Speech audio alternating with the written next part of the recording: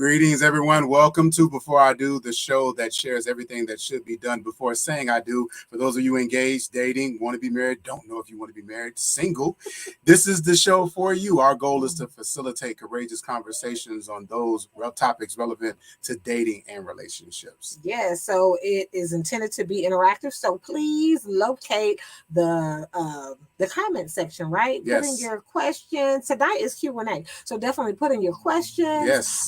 However you're feeling about something, show us some love. If we say something that you just like, if you was in a poetry spot, you'll give us some snaps. But definitely let us know. We want to connect with you. So put your questions there, your comments, and so we can engage with you tonight on tonight's show. I was just getting ready to say tonight is one of my favorite nights of Before I Do because this is Q&A night. It's Speak Now.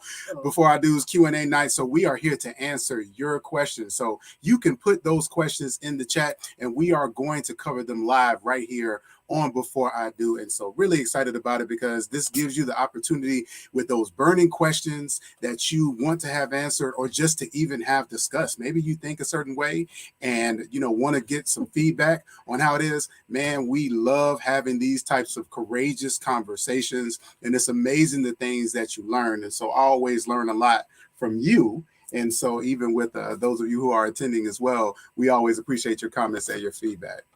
All right, so we got a first comment. Yay. Dr. Walter Charmaine say, hey, y'all, love your look tonight, Charmaine. All right, I'm trying. No, thank you so much. Curls and color popping. I mean, you can't really argue about that. You can't knock it. All right, so we actually have some questions that are coming in. And so we are going to go ahead and jump right into it. So let's see, question number one. Let's see, let me make sure I get my... All right, so question number one.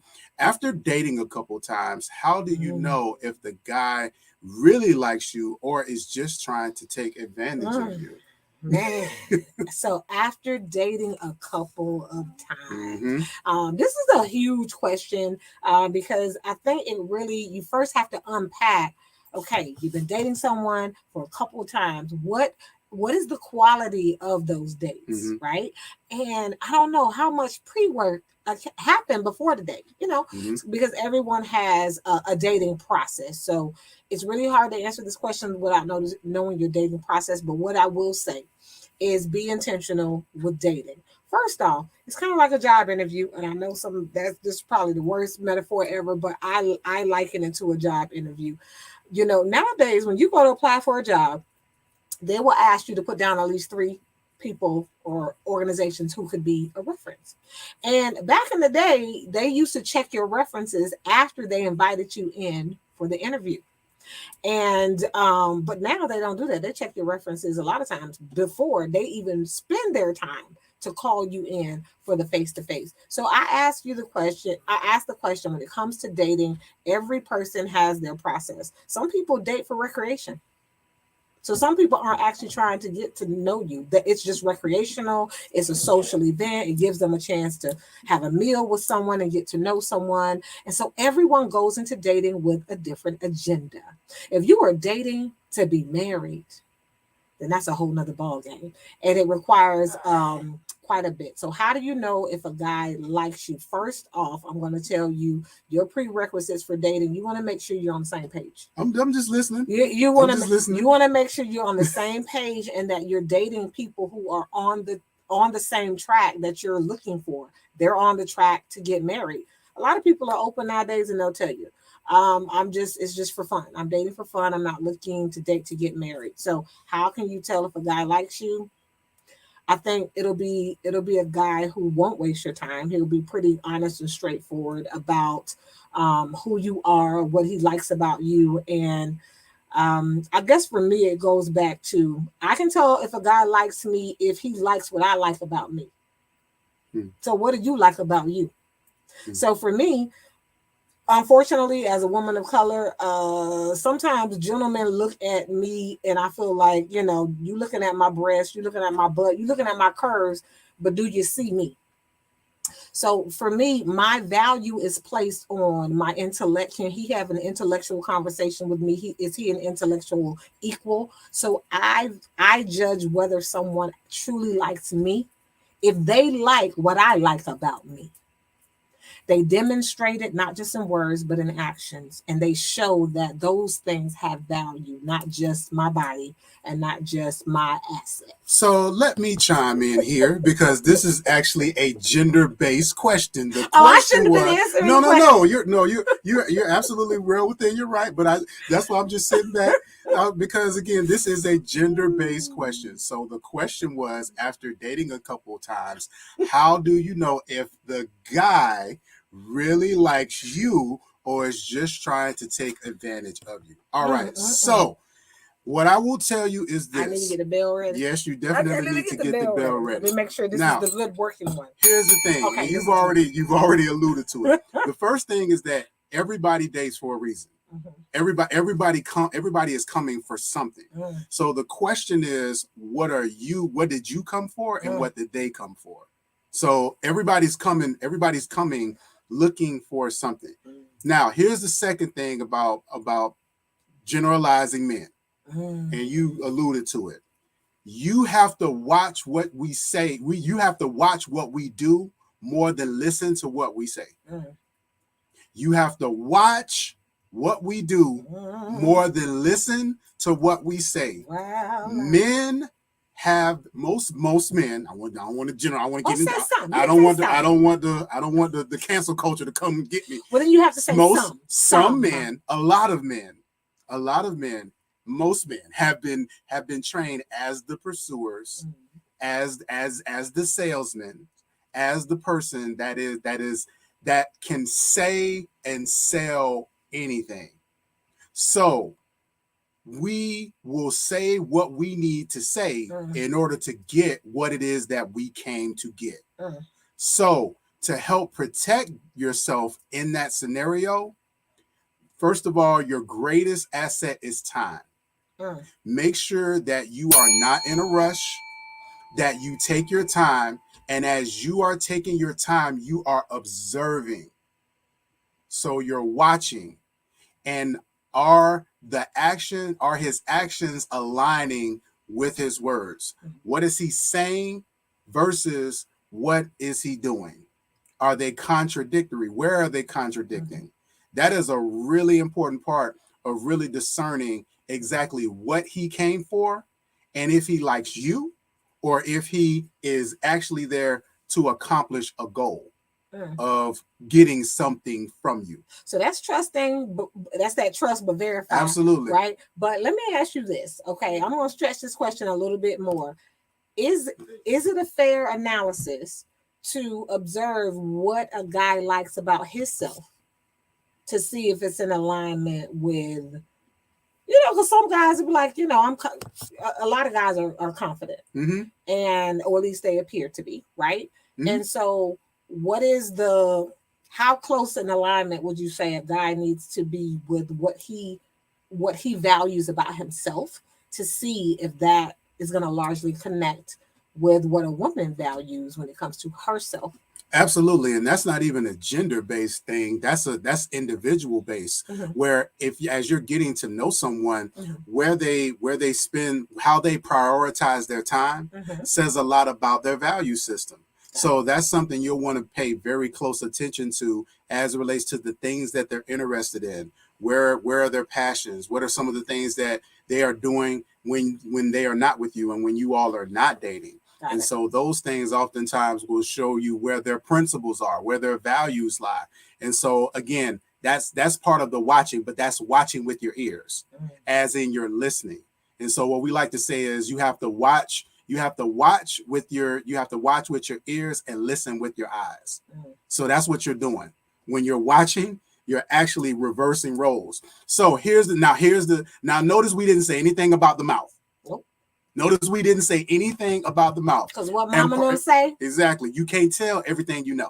And mama them said, if you don't know who mama them is, you got to find an elderly person in your neighborhood somewhere. And that's mama them. Okay. Mama them will say, you can make your mouth say anything. Can you ring the bell for that, please?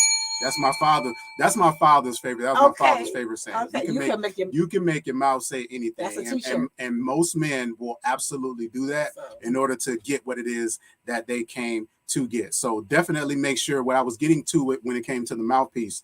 You want to watch, you want to listen, but you don't have to necessarily verbally respond to everything you see and hear. Yes. This is a part of your evaluation process in being able to really think through what it is that you're seeing, and then being very intentional and strategic with your questions. And when you're asking questions, you're asking for clarification about what you're seeing, about what you're hearing, in a way that isn't accusatory, but it really allows you to really be able to get to know that person more and to understand them better and to see if their principles and values align with yours. I pose a question: what do you like about you, ladies? Because I'm going to tell you like this. You know, there were times that I was in a relationship and I could not confidently say what I actually liked about myself. And so if you allow yourself to wait for somebody to pour that into you, what they like about you, it's easy to become a chameleon. You start shaping yourself now around what they like about you. And so because you have no basis, you have no framework, no baseline, and because of that, you can be in a relationship with somebody 4, 5, 10 years, and the relationship ends, and you realize, man, you know, I felt good about myself in the relationship. Yeah, because you conformed. You became a chameleon to what that person liked because you came into it without establishing what do you like and love about yourself.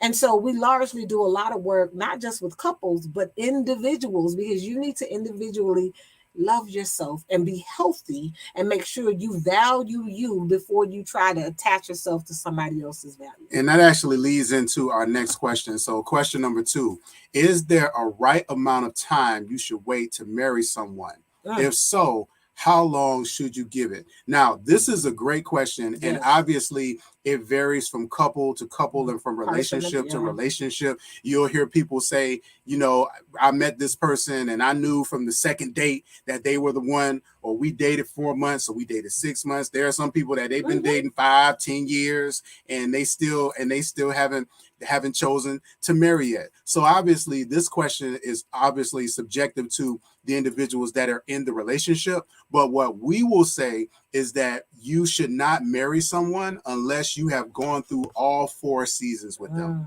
All right. You should not marry someone unless you have gone through all 4 seasons with them, which is part of a book. Dr. Paul Smith has a book called 4 Seasons of a Love Relationship. And in that book, he talks about the 4 seasons in a relationship. And so the first season, the season that you meet someone is the springtime. It is it's the dating light. It's fresh. It's new. You know, you may get a little bit of allergies, but the allergies even cute because everything is exciting. Everything is colorful. Everything is vibrant, right? And then moving on to the summertime, that's when it starts to get hot, right? Hot and heavy. And you start rounding some of those bases. You start having some not only physical intimacy but exploratory intimacy, doing different things together, figuring out the things you like and don't like. And so it's a great time. But then you begin to move into the fall. And the fall is when you start to really begin to lose those layers, to take off those masks. Lowering the inhibition. Exactly, right? Where you really begin to see the person for who they are, flaws and all. And then as you move from the flaws, you go into the winter.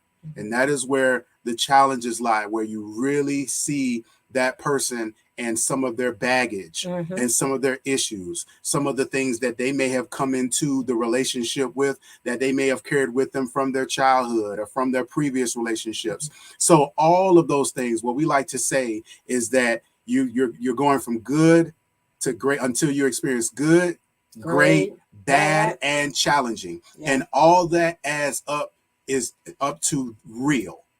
So encountering and making sure that you have gone through all 4 seasons with an individual before you marry them is a critical thing before you make that jump. And every couple go through those seasons at different paces, right? Because yes, you can have some truly deep, impactful moments with individuals where you do go through those 4 seasons. Some people can do it, may be able to do it in 6 months. It doesn't have to be a span across a year. Some people might be able to do it in 9 months, right? And then of course there's that spiritual layer. So there are individuals who literally, they're spiritual beings, and they just they get a word from God. They get that spiritual release, and they'll tell you, you know what? God told me that this is my wife. God told me that this is my husband. And while I might not be confident in all my choices, I'm confident in what God tells me, and I know I have a strong ear to hear from God. So we just encourage you, one, consider if you're a spiritual person, then you strongly need to obey your spiritual governing, right? And then make sure you have gone through those 4 seasons, and the pacing is different for every couple. Absolutely. All right, question number 3. What is your opinion of online dating apps, its effectiveness, and what it says about our culture? All right, so you're gonna be honest with the people and just let them know that we come. Yes, I'm gonna be honest with the people. So just so you all know, so we come from the era. We are probably one of the last eras, right, where she has a box of handwritten letters from me. Tapes that I made. Some of y'all like tapes. Cassette tapes when we put music on there. And you remember the name of the cassette? No, well, I want to say that in front of the people. So we're probably one of the last of that era where we actually have physical handwritten letters. Mementos. Yeah, I have a box of her letters as well, and those are things that when we have our anniversary parties and things like that, we break those out for people to see, because it's a symbolic gesture of our love, but it's also a reminder of the work of that we put in to get to where we are. Suffice that to say that there wasn't no texting. We didn't have that, and what we want to say is we do not villainize this day and age.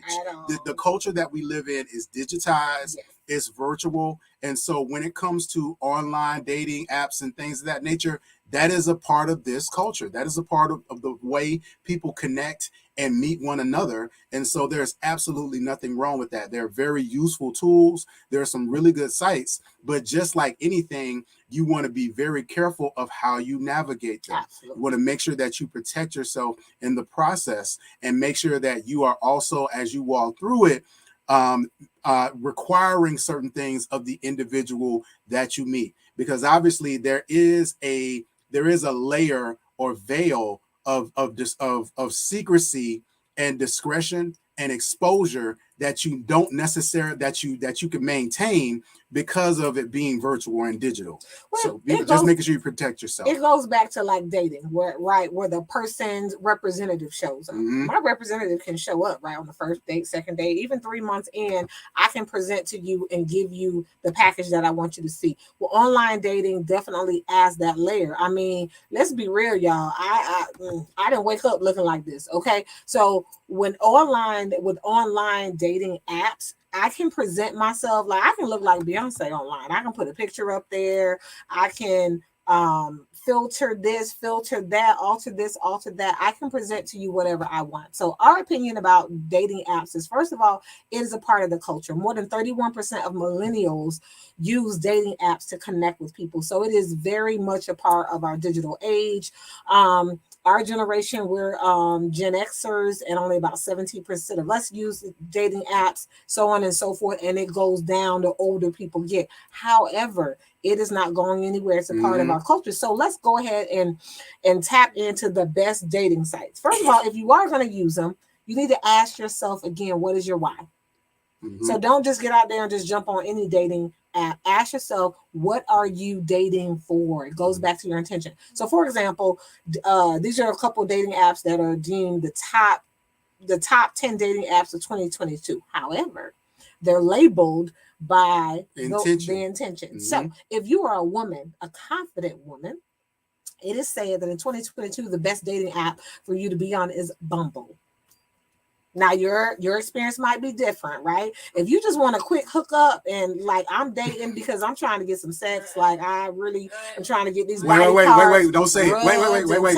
Wait, don't say it. I'm gonna see if y'all know. So if you're just trying to hook up, what's the dating app? Put it in the chat. Want to see if y'all know. We're gonna see if y'all know. So if you're just trying to hook up with somebody, what is the best app you would say to accomplish that? I want to see if y'all know exactly what that is. It's a great. The name is out there, and so a lot of people have been getting in trouble with it. But I want to see if y'all know exactly what what app that is. But as far as Bumble, like Bumble, if you're a woman, Bumble is at the top because it says, like, for example, it's basically like Tinder for women, but women have the ownership. It's free dating app, but women get to make the messaging first, which shares a lot about our society and how things have shifted.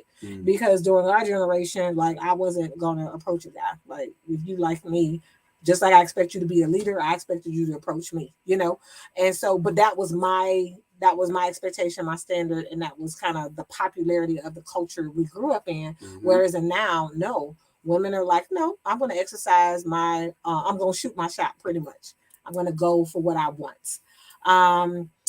When it comes to if your intention is you want somebody with money. So if you're looking for a match, but no, I want somebody who is a financial powerhouse because I bring my own money career to the table. Match is a dating app where they expect, there's a certain income of people on this app. So you just have to ask yourself, if you're going to use a dating app, what is your intention? What are your expectations? And go from there. eHarmony.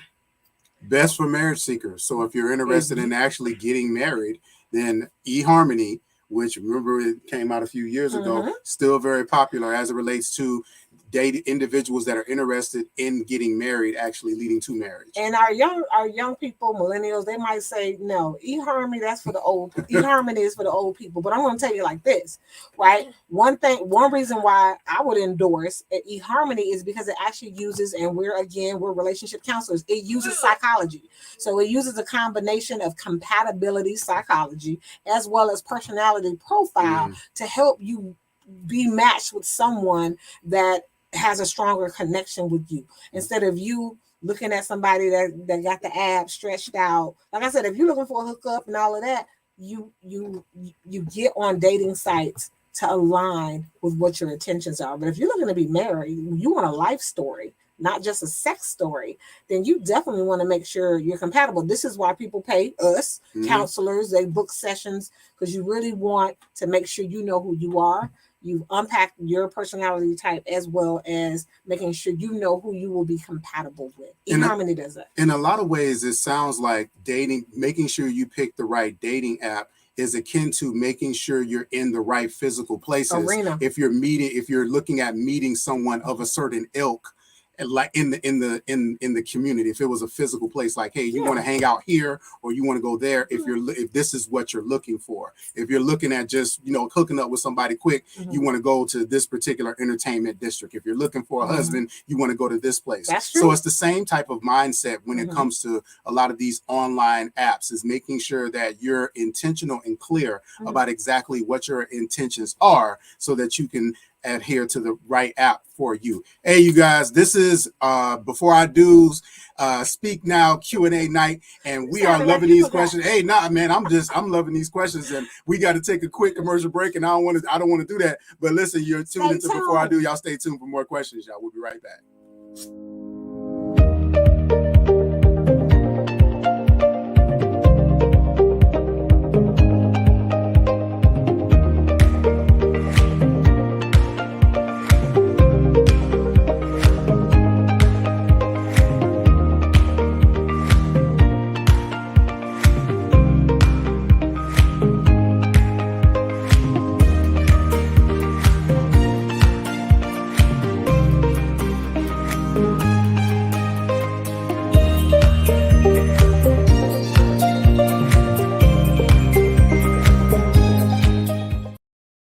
All right, everyone, welcome back to Before I Do. Tonight is Speak Now.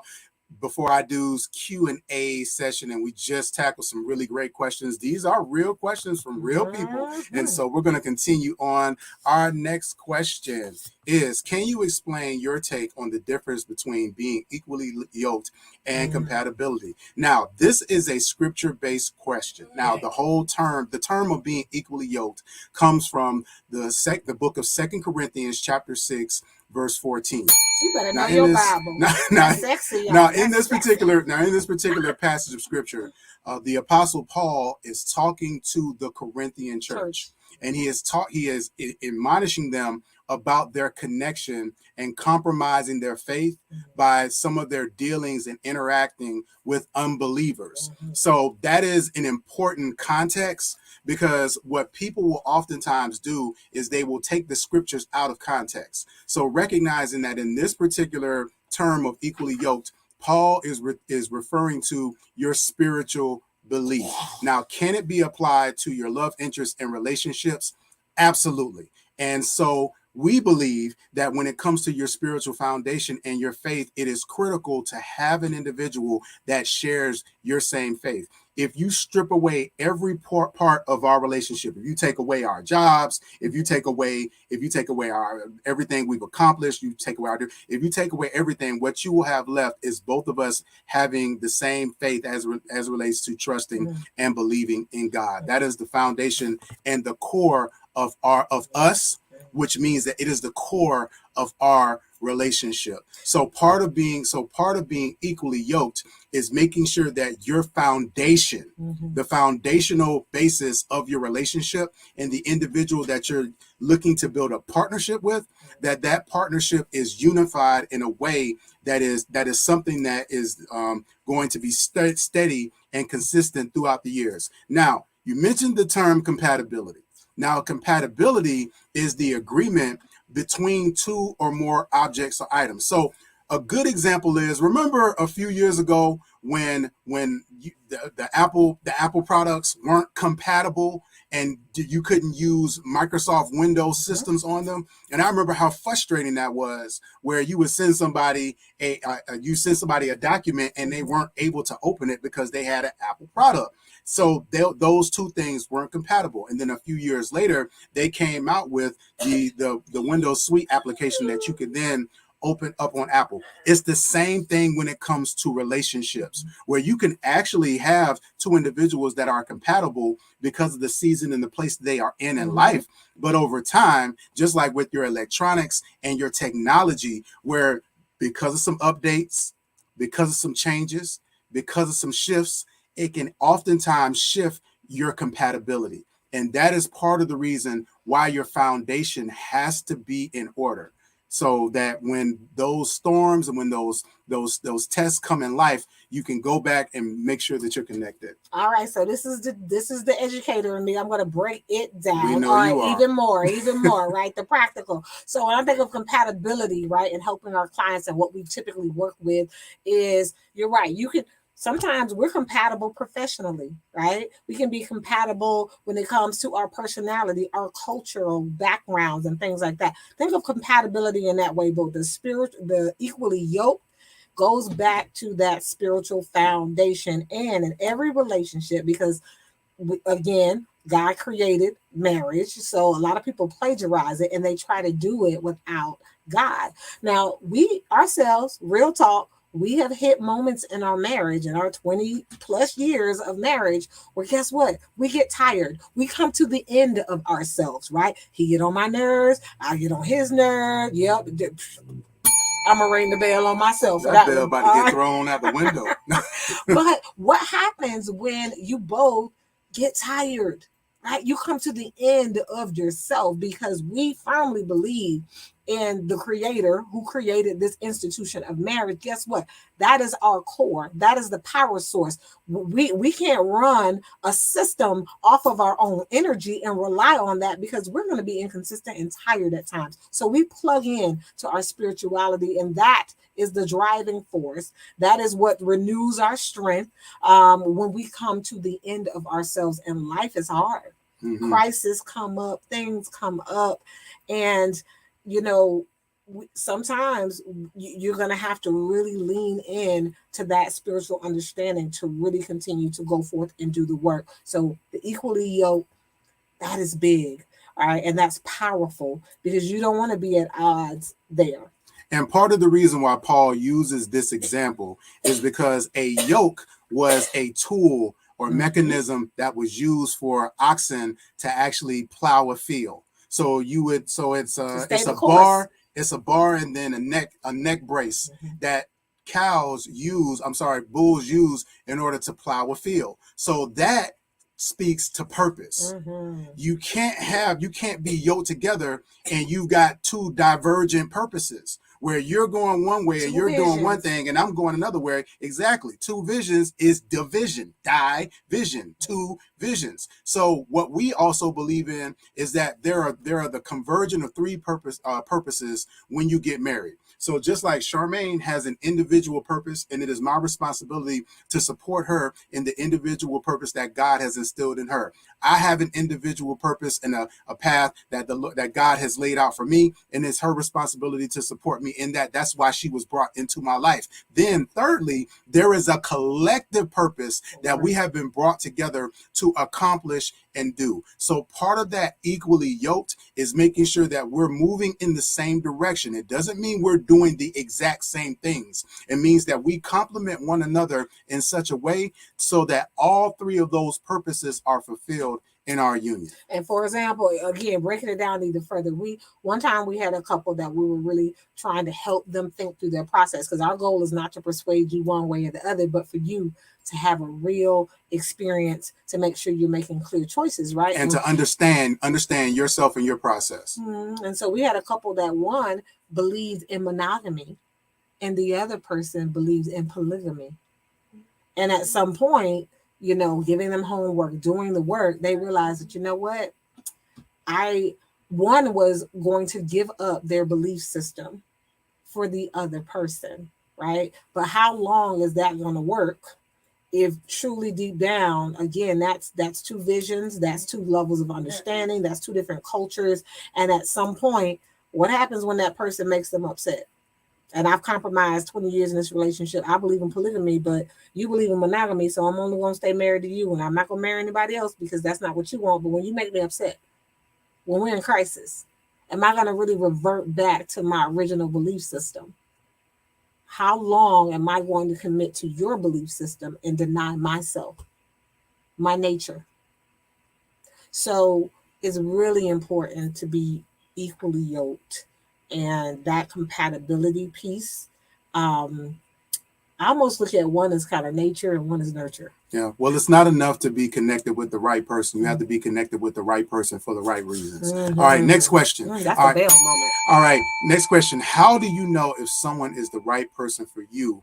And even though you both may carry some baggage, is it possible to heal together? I really love this question. I really love this question. And we are going to, I don't know when we're going to do it, but we're actually going to do a show called Understanding the Assignment. People talk about now when you walk in somewhere and somebody's dressed real nice, they like to use this term, oh, she understood the assignment, or he understood the assignment, right? It's the same thing when it comes to our... that ever. So I guess I'm always out. People say it like they think it when they see it. But understanding the assignment. So when you are in a relationship with someone, especially if you believe that they're a person that you intend to marry. I talked about Charmaine and I and the three purposes, right? In those purposes, it hasn't always been smooth. Nope. I haven't always done right. She hasn't always done right. I have flaws. I have challenges. Let me ring the bell. You did not put that on the customer service survey. See, you got people do you. They don't put that on the customer service survey. But here's the thing. In that yoking together and in that partnership, she is a part of my assignment. I am a part of her assignment. All my flaws, all my issues, all the things she doesn't like, as she mentioned, when she comes to the end of herself, the way that we get that, the way we stay in alignment is that she yields to that higher power, but also to her commitment, understanding that I am a part of her life's assignment. She is a part of my life assignment. So in regard to this question, you will know that the person is right when you are not just when you are not just complementary, but you are compatible, where you are bringing and filling voids and meeting them in a way and providing something for them that they couldn't necessarily provide for themselves, where they are providing and filling voids as it relates to you and your life and your purpose that you necessarily aren't going to be able to provide for yourself. So it's very important that we don't necessarily have to look for. A lot of people are looking for the perfect person. Or I'm looking for the perfect person for me, or this person has to have this, that, and that. And we talked about burning your list a few months ago. And the whole idea is we want to make room for individuals that we are able to complement and that walk with us in our path of purpose, and that understand that they're our assignment and we're theirs. All right, here go the teacher again. All right, so you're talking about baggage, right? We all are journeying through this life, and we have a bag. We have a suitcase, and so I love using the metaphor of that. In your suitcase, there's some things in that suitcase that you packed and put in it, and there's some things that you didn't get a chance to pack. I didn't get to choose my name. Guess what? That came along with me. My parents chose my name. I didn't get to choose where I was born. I didn't get to choose my socioeconomic class that I was born into. Some of those things, they're in my suitcase, right? And the culture and all of those things, they're in there. And sometimes we like to pretend like when we come into a relationship, I can bring all the good stuff to you, but I don't have any of the bad stuff in there. In that bag, you got the good, you got the great, you got the bad, and you have the ugly. And so the bottom line is we all come with baggage, some of it good, and some of it we have to purge and sort through and do that healing work, right? The difference is I think what I've noticed in a lot of our support for couples and individuals has been people are getting in relationships with the specific purpose of assuming that this relationship is supposed to heal me.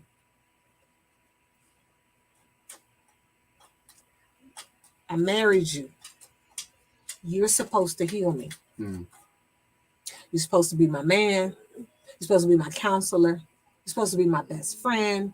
You're supposed to be excitement, joy. You're supposed to be my happiness. And if he's supposed to be all of those things, I ask you, that sounds like a God to me. That sounds like an idol. What is your role? No, this is a partnership. I have to own my happiness. I have to own all of those things first. He can only come alongside and partner with me. Yes, the both of us can heal together. But I have to be the leader in my healing. He has to be the leader in his healing. And sometimes I'm the front row witness to some things that he may not even know is an issue, but I see it, right? And so there is a calling for me to help and support and to encourage and to build up. But he cannot make me an idol. Because guess what? At some point, I'm going to disappoint him. And at some point, he's going to disappoint me. Unfortunately, in this day and age, too, there's this pervasive thought that marriages and relationships are all about losing the individual self. Absolutely. Losing. We hear women say it oftentimes when they become wives and mothers. They end up losing. They end up losing their femininity, the woman's side. That's out of order. Absolutely, that is not what marriage and relationships are ordained to be. They are an enhancement of your individuality. There's a place. Healthy marriages and relationships provide places for all of those things. Once again, Charmaine has an individual purpose. And that is not going to be abdicated or abandoned because she's in a marriage. I'm actually here to support her in that individual purpose. And we have had challenges where when those individual endeavors that were on her heart before I even met her, when those things came into fruition for her, I was the right person. Yes. And I was assigned to support her in that particular mission. And had it not been me, or had it not been her, when it comes to certain things, a very traditional husband, they would have been like, "No, you're supposed to be. You gonna drive 100 miles to a job? I'm not gonna possibly see you every night. Oh, your job is requiring you now to fly to this city and fly to that city." And so there are some men out there who believe my wife is supposed to be just an accessory to my success. And if that is your motto, then just make sure you're upfront about it, so it saves you some pain later. But there are a lot of women who are realizing that, wow, we have to make sure that we are living in our truth and living on purpose. You should never lose yourself in your marriage. You should gain a greater understanding and a greater appreciation for yourself. And it's easy to do, women, because especially if children come, you're taking care of your children. You're working, you have your husband. So sometimes it can be very easy to put others before yourself, and it often sounds very selfish to do. We got one last question for you all. This is good. So, all right, last question for tonight. Why is this not coming up? All right, it's stubborn. Last question for tonight. What is your take on the impact of the blurring or erasure of gender roles? Oh, the erasing of gender roles. Yeah. Ooh. Well, you know what? First of all, kudos to our Gen Zers, our millennials. Like, literally, not having it. They are not having it, and rightfully so. Because people, we've seen the misbehavior of people really taking advantage of their privileges. And so when you take advantage, when your privilege is at the detriment of my ability to thrive and to be my best self, like, that's not cool. So I think, yeah, you have a lot more, men staying home with children. You have a lot more women, women businesses thriving. Statistics automatically show or have shown and has been trended for the past decades that more women have degrees than men. So women are in industry, and they're doing a lot more. That equality is there, the equity, we're building equity to get the justice we want. But when it comes to erasing gender roles, that's a whole nother conversation. Absolutely. Because we're talking about the division of labor within the home, right, amongst the husband and wife. And a lot of this is come into question really over the past 30, 40, 50 years, when wives primarily begin to become a part of the workforce. And now you have two-parent homes where both parents are actually full-time workers outside of the home. Yep. So then what happened was there was this stressing of the gender roles, and it was fine when the wife was at home full-time and doing all of these things. But now we're both working. So now you expect me to work full-time and come home and keep the house. And it's like, yes, no. Absolutely not. And so there does have to be a mentality. There has to be a shift in our mindset when it comes to gender roles. It not only has to coincide with time, but also with ability and skill set and giftedness as well. People would be surprised to know that Charmaine is actually the technical expert in our relationship. She's the one that hooks up the cable and gets all of the digital stuff online, makes websites and videos and commercials and all of those things. I'm the one, as far as that, is primarily responsible for the children. Yep. I'm the one going to parent-teacher conferences, and if you just heard me, I just had to snap at my youngest child just then. I'm the one that's getting children up in the morning. My oldest daughter will tell you that if dad didn't take us to school in the morning, we'd be late every day. Right? Every day. I'm gonna ring the bell for that one. I'm gonna tell the truth on myself. So it's not so again, if we had subscribed to gender roles, we would have totally screwed up internet and digital service. Yeah, and I would have felt like a horrible mom because I would not have lived up to the stereotypes of those gender roles. Could I have done those things? Yes. But would I have done them well? Would I have been consistent? Nope.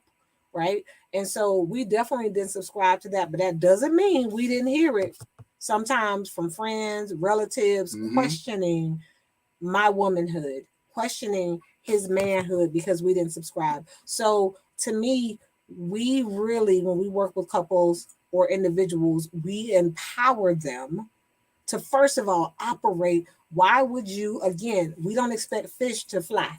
You know why? Because that's not even their nature, right? They were designed to swim. And so make your powers a superpower and operate that in your relationship. So every couple needs to build what works for them. Right now, Walter can cook, and I'm gonna just tell you that's very attractive. All right, a man that can cook, right? I can cook too, and he thinks he sometimes say you the better cook, but I love when he cooks. So why should I, feel like that's my only responsibility when he's a great cook? And it's something that really both of us can be empowered to do. And it's important for our children to see their father doing a variety of different things and not really, limiting his strengths to what everybody else says he should be doing. Yeah, and when we pigeonhole our roles as it relates to gender, we really minimize our capacity to be able to accomplish more. By doing that, by putting ourselves in those gender boxes in that way, it really does not serve ourselves or our families well. And that is not what marriage is all about, as far as if you're looking to really maximize your marriage and your relationship. It really kills a relationship because it says that, because you were born with this genitalia or these organs, you should be good at this, or you should do this, or you should do that.